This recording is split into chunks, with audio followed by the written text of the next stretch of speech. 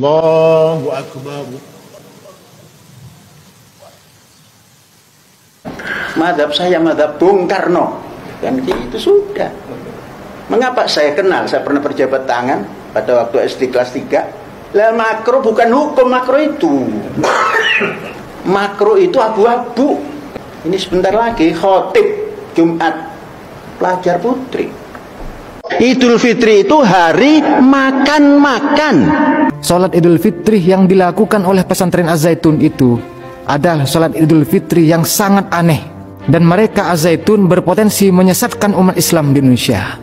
Karena apa? Karena yang dicontohkan oleh mereka adalah perilaku yang sangat bertentangan dengan anjuran Nabi begitu.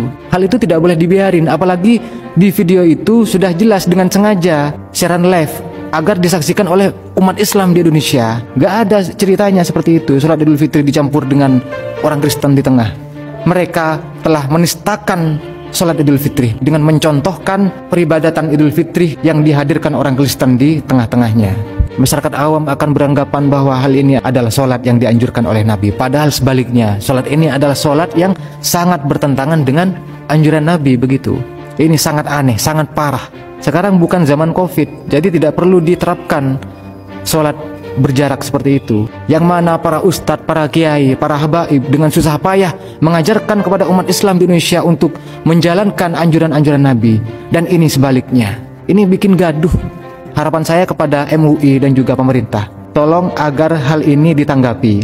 Sebelum ada pernyataan resmi, klarifikasi resmi dari pihak yang terkait, saya tidak akan pernah mencabut bahwa mereka berpotensi menyesatkan umat Islam di Indonesia. Assalamualaikum warahmatullahi wabarakatuh.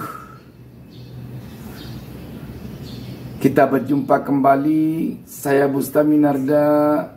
Tak lupa mendoakan kepada Allah Subhanahu Wa Taala, Tuhan Yang Maha Esa.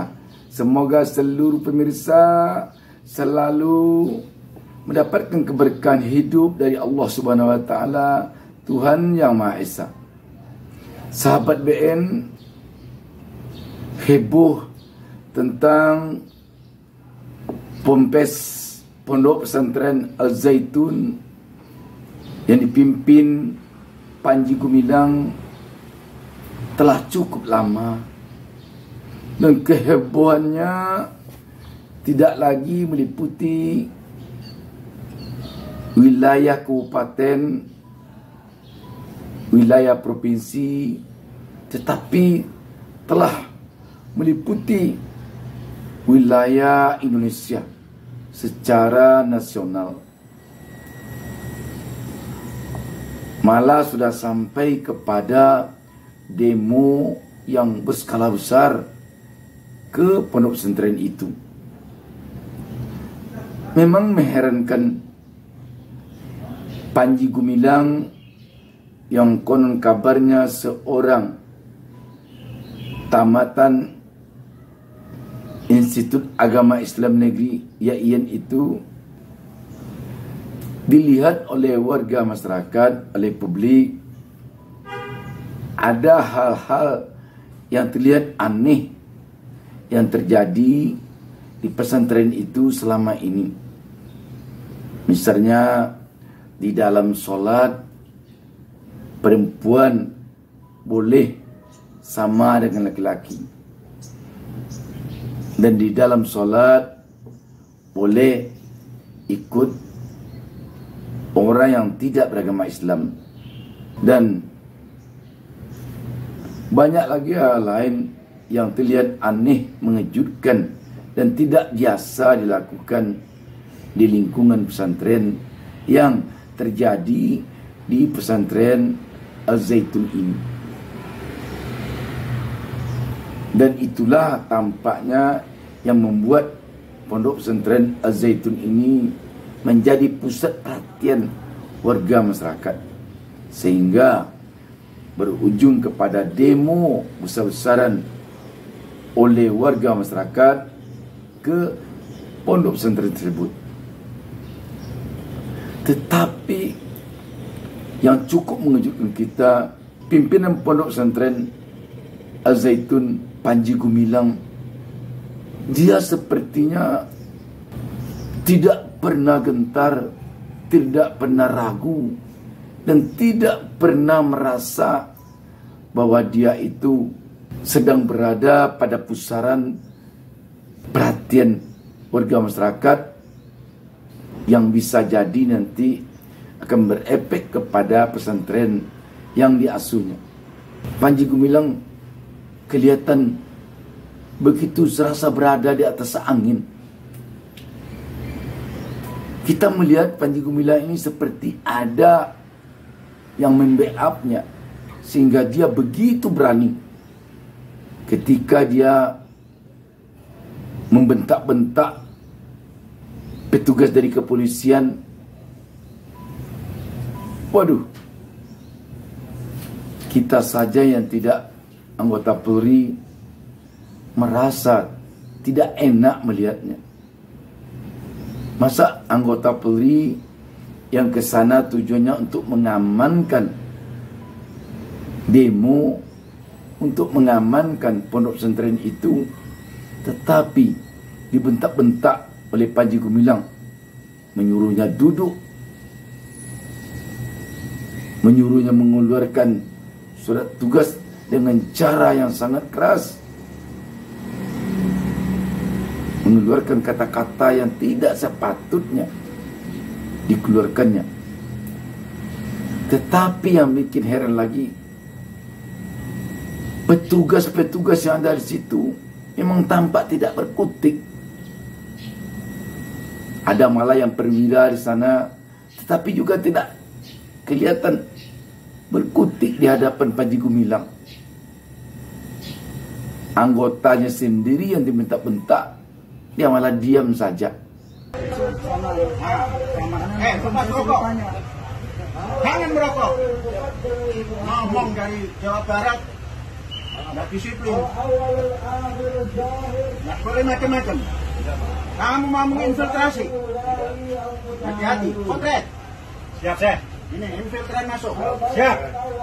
Mana surat tugasmu? Mana surat tugasmu?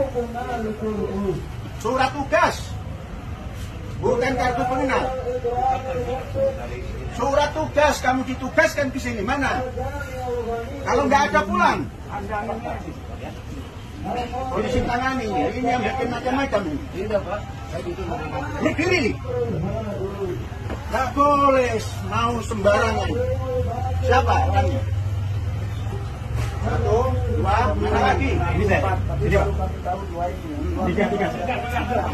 Satu. Jangan bergerak kemana-mana.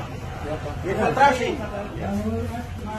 Jangan main-main. Kamu anggap pesantren macam-macam gitu. Kasih tahu kalau kita infiltran. Punya hak juga untuk hidup pesantren itu. Jangan kamu masuk sembarangan. Apalagi kamu bukan wilayah Indramayu. Surat nggak bawa apa nggak bawa. Polisi saja yang komandan di sini bawa surat tugas. Kamu yang begini-begini. Kemana kok kamu anggap ada apa sih untuk ikutan? Dari Jawa Barat mana? Kota Bandung, Pak. Hah? Apa urusanmu Kota Bandung masuk Indramayu? Hah? Ini sudah ada. Indramayu sudah ada.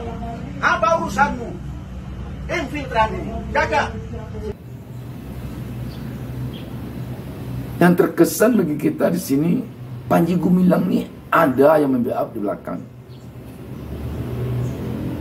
Seiring dengan itu, setelah begini lama heboh gaduh di Pondok Pesantren Az-Zaitun itu, sepertinya tokoh-tokoh nasional tidak banyak yang mengomentarinya. Yang tampak memberikan komentar, memberikan pernyataan hanya Wakil Presiden Kiai Haji Ma'ruf Amin. Dan kita tahu Pak Kiai ini memberikan pernyataan, beliau lebih banyak memberikan pernyataan ini didasari kepada sikap beliau sebagai seorang ulama. Yang jadi pertanyaan kita, kenapa orang-orang penting lainnya tidak banyak berkomentar? Agaknya ini perlu jadi bahan untuk melihat lebih jauh. Siapa sesungguhnya yang berada di belakang Panji Gumilang ini?